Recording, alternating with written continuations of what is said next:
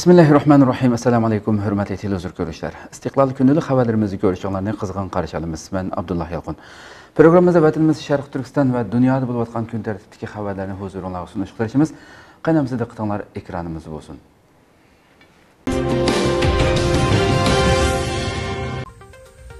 Nuri Turkal Tayvanni Xitoydan ogohlantirdi.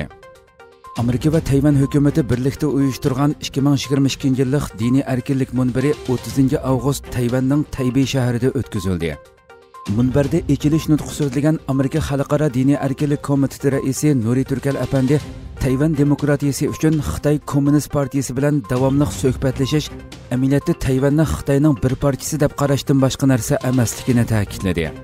Qrim xabar agentligining xabarida bildirilishicha 2022 yillik diniy erkinlik munbiriga Tayvan prezidenti Tsai Ing-wen, Tayvan tashqi ishlar ministri Joseph Wu, Amerika Xalqaro diniy erkinlik komitetining raisi Nuri Turkal qatorliq nurg'un davlat amaldorlari qatnashdi.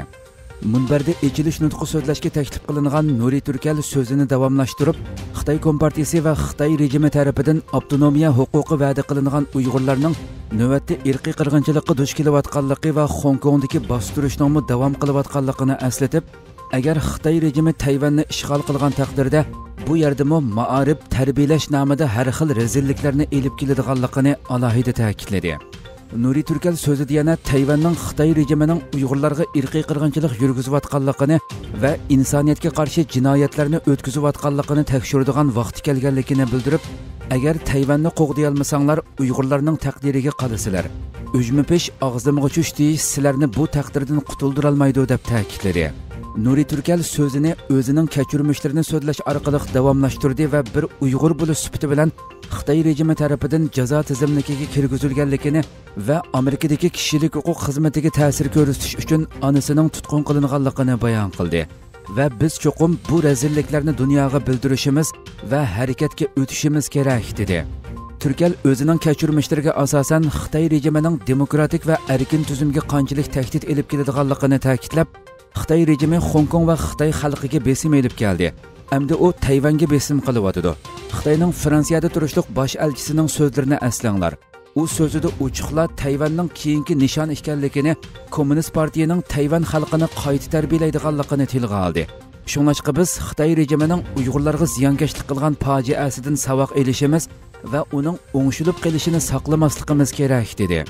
Nuri Turkal yana xalqaro jamiyatning intayin sodda ekanligini tilga olib, Xitoy bilan demokratik yo'llar bilan so'zlasha oladiganligiga ishonish demokratiyaga tahdid ekanligini bildirib, Tayvan demokratiyasi uchun Xitoy rejimi bilan davomli so'zlashish amaliyotda Tayvanni Xitoyning bir parchasi deb qarashdan boshqa narsa emasligini ta'kidladi. Tayvan prezidenti Tsai Ing-wen yig'inda so'z qilib, diniy e'tiqod erkinligining eng muhim kishilik huquqning biri ekanligini ta'kidladi va Tayvan diniy e'tiqod erkinligini qo'g'dash uchun har vaqt kuchining boricha tirishidi dedi. Prezident Tsai Ing-wen yana Twitterda bayonot e'lon qilib, bu yilgi rayonlik diniy erkinlik munbirida biz asosiy kishilik huquqqa bo'lgan va'dimizni qayta ta'kidladik. Tayvan demokratik davlat bo'lish sifati bilan din erkinligini qo'g'dash va ko'p xillikni qabul qilish qatorliq taraflarda bu rayonning ulgisiga aylanish yo'lida qadam bosadi deganlarni bildirdi.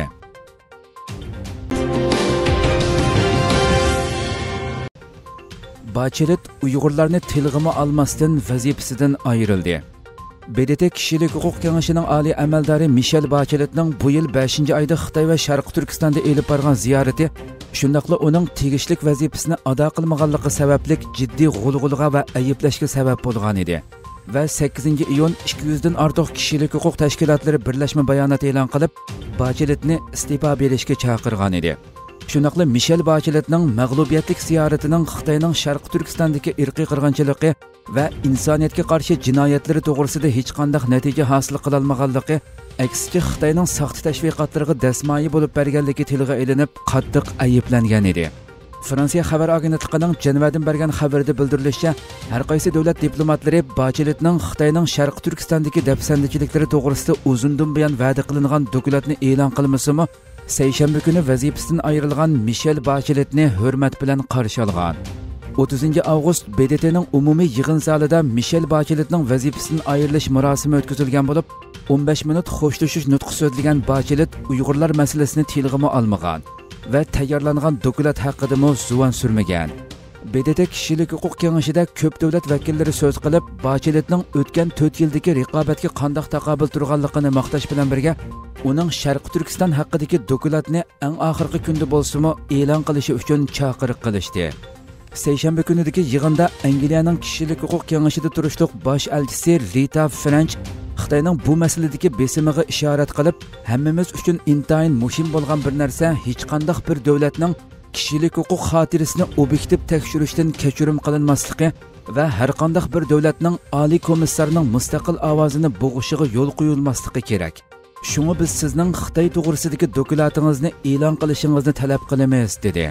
Kishilik huquqni ko'zitish tashkilotidagi John Fisher Bacheletning muvaffaqiyatlarini taqdirlash bilan birga, agar siz vazifangizdan ayrilishdan burun Sharqi Turkiston to'g'risidagi dokladingizni e'lon qilmasangiz, bu xatarlarning hammasi ko'langida qoladi. Uyg'urlar va boshqa ziyonkashlikka uchrag'uvchilar o'zlari duch kelgan ziyonkashlikning qaysi darajada ekanligini dunyoga bildirishingiz uchun sizga ishonadi, dedi.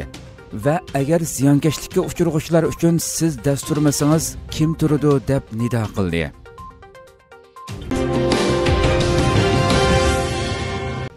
Xitoy 3 milliondan ortiq kishini surgun qilganligini oshkorladi. Xitoy doiralari yaqinqi 10 yil ichida Sharqi Turkistonda ijro qilayotgan jinoiy qilmishlari xulosalangan axborot e'lon qilish yig'ini ochgan bo'lib, yig'inda 3 milliondan ortiq Sharqi Turkiston xalqini atalmish nomrodlikdan qutuldirish nomida surgun qilganligini oshkorlagan. Xitoy tajovuzchilari 2017-yildan beri Sharqi Turkiston xalqining oilasini parchalash vositasi orqali Uyg'urlarning madaniyatini unutuldirish uchun atalmish 5-chi emgak kuchini yo'tkab ishga o'rinlashtirish, nomrodlikdan qutuldirish nomida yosh qiz o'g'illarni va erlari turma yoki jazo lageriga qamalgan ayollarni Xitoy o'lkalariga surgun qilishga boshlagan edi. Natijada Sharqi Turkistonda nurg'un oilalar vayron bo'lishdan iborat og'ir oqibatlar kelib chiqqan edi. Tangritog to'rining 30-avgustdagi xabarda bildirilishicha, atalmish Uyg'ur Abnum rayonlik partikom 27-avgust Urumchida axborot yig'ini o'tkazgan bo'lib, yig'inda sekretar Ma Xingroy Xitoy Kompartiyasi 18-qurultaydan buyangi 10 yil ichida Sharqi Turkistonda yurgizgan jinoiy qilmishlarini g'oyat zo'r muvaffaqiyat deb sifatlagan va atalmish 5-chi emgak kuchlarini yo'tkab ishga o'rinlashtirish, nomrodlikdan qutuldirish nomida 10 yil ichida shahar yezilardan 3,64,900 kishini Xitoy va boshqa yerlarga surgun qilganligini oshkorlagan. Axborot e'lon qilish yig'inida yana Xitoy Kompartiyaning Sharqi Turkistonni idora qilish tadbirini to'liq izchillashtirib, asosiy qatlamdagi kommunistlarni Sharqi Turkiston xalqi bilan majburiy tuqqanlashtirganligini alohida tilga olgan. Yig'inda yana atalmish yezilardagi bolalarni ishga oldida yaxshi o'qish sharoitiga ega qilish nomida Uyg'ur farzandlarini Xitoy qilib tarbiyalash razil maqsad doirasi ichida ta'sis qilingan bolalar lagerlarini alohida natija sifatida tilga olgan. Axborot e'lon qilish yig'inida yana atalmish ixtisosliklarni yetishtirish nomida Sharqi Turkistonga jami 38 mingdan ortiq kommunistni o'rinlashtirganligini tilga olgan.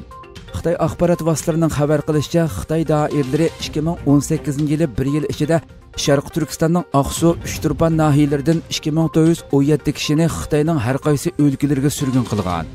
Shuningdek yana Uchturpandan 3000 kishini uzun yillik surgun qilishni, 10,000 kishini fasl xarakterlik surgun qilishni oldin planlaganligini oshkorlagan. Majburiy g'oyib qilib etish ziyonkashligiga uchrag'uvchilar kunida Uyg'urlar tilga ilindi. Majburiy g'oyib qilib etish ziyonkashligiga uchrag'uvchilar kunida Uyg'urlar tilga ilingan bo'lib, Xitoy advokatlari BDTni kishilarning to'ralg'usini nazorat qilish qilmishlarini majburiy g'oyib qilib etish qilmishi deb bekitishga chaqirgan. Fransiya xalqaro radiosining 30-avgustdagi xabarida bildirilishicha, 30-avgust xalqaro majburiy g'oyib qilib etishning ziyonkashligiga uchrag'uvchilar kuni bo'lib, bu yil martda qo'yib berilgan Xitoy kishilik huquq advokati Yu Wensheng Twitterda uchur maktub yo'llab, Birlashgan Davlatlar Tashkilotidan tövendikilarni talab qilgan.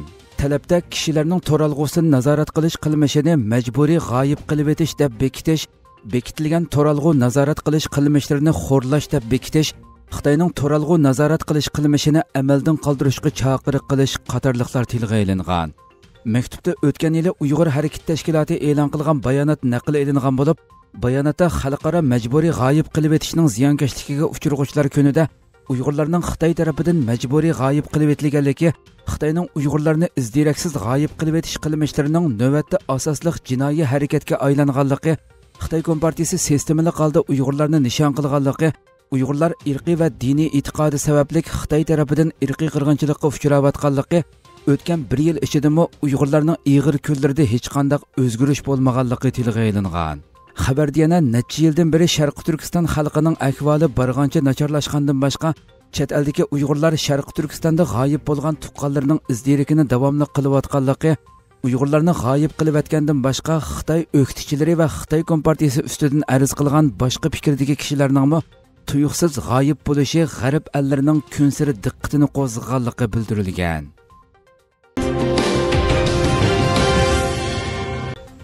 Tayvanga 1 milliard 100 million dollarlik qurol setishni tasdiqlash talab qilindi. Bayden hukumati parlamentdan Tayvanga 1 milliard 100 million dollarlik qurol setib berishni tasdiqlashni talab qildi. Amerika ovozining 30 avgustdagi xabarda bildirilishicha, Tayvanning Xitoy bilan bo'lgan qarshilik harakati kunsiri kuchayayotgan bo'lib, Bayden hukumati Amerika parlamentidan Tayvanga taxminan 1 milliard 100 million dollarlik qurol setib berishni tasdiqlashni talab qilgan. Buning ichida 60 dona paraxodga qarshi boshqariladigan bomba va 100 dona havodan havoga qo'yib beriladigan boshqariladigan bomba bor ekan. Siyosat xabarlarining bildirishicha, dastlabki bosqichdagi harbiy planga asoslanganda bu qurollar havodan havoga qo'yib beriladigan 355 million dollar qimmatidagi 60 dona boshqariladigan bomba va kuzatish radari qatorliq qimmati 655 million 400 ming dollarlik qurollarni o'z ichiga olgandan boshqa Tayvanning Amerikada ishlangan F-16 kurashchi aeroplaniga saplanadigan bombalarmi bor ekan. Amerika Avam palatasining boshlig'i Nancy Pelosi xonim bu oyda Tayvanni ziyorat qilgandan keyin Xitoy Tayvan oroli atrofida cho'ng harbiy manevr o'tkazgan va Tayvanni kontrolligiga elish uchun qurol kuchi ishlatishdan yonmaydiganligini bildirgan edi. Reuters agentligining oldingi hafta xabar qilishicha, Bayden hukumati va Amerika parlamenti a'zolari Tayvan hukumatini davomli qo'llaydiganligini ta'kidlagan. Tayvanga oid ba'zi tasdiqlar kelgusi bir necha hafta yoki bir qancha oy ichida e'lon qilinishi mumkin ekan. Uch manbaning oshkorlashicha, qurol setish plani Xitoy bilan bo'lgan ziddiyatni keskinlashtirib etadigan yangi iqtidorli qurollar bilan ta'minlamasdan Tayvanning hozirgi harbiy kuchi va sistemasini saqlab qolishga ahamiyat beradi ekan. Uch manba masalaning sezgurligi sababidan ismini oshkorlashni rad qilgan.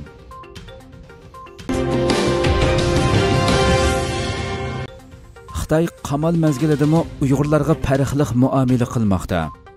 Sharq Turkistonda 30 avgust bir kun ichida Xitoy virusi bilan yuqumlanuvchidan 34 ko'paygan bo'lib, buning ichida kasallik alomati ko'rilmagan bemor 33, aniq diagnoz qo'yilganlar bir ekan.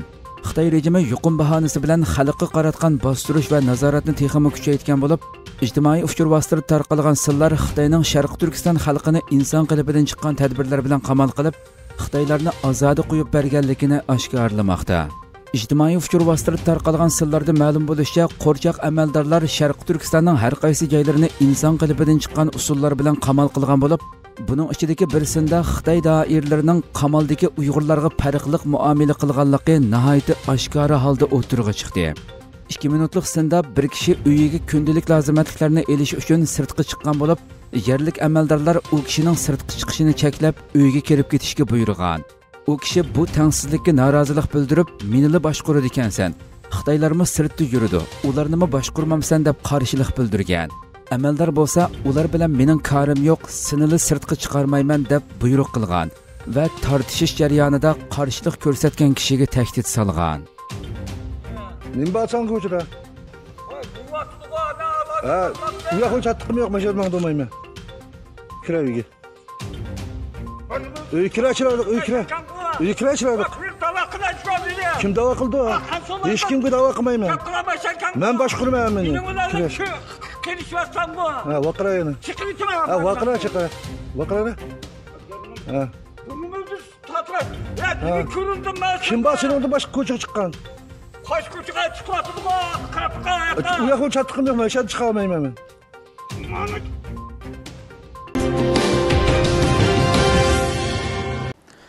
Hürmetli televizyon görüşler, şuna qilib bugungi xabarlarimiz mush yerda oxirlashdi. Inshaalloh atigi xabarimizni ko'rishgacha sizlarni Janobiy Alloh topshiramiz. Shuna qilib program oxirida ekran orqasidagi barliq xizmatdoshlarimga ko'pdan ko'p rahmat aytaman. Assalomu alaykum va rahmatulloh.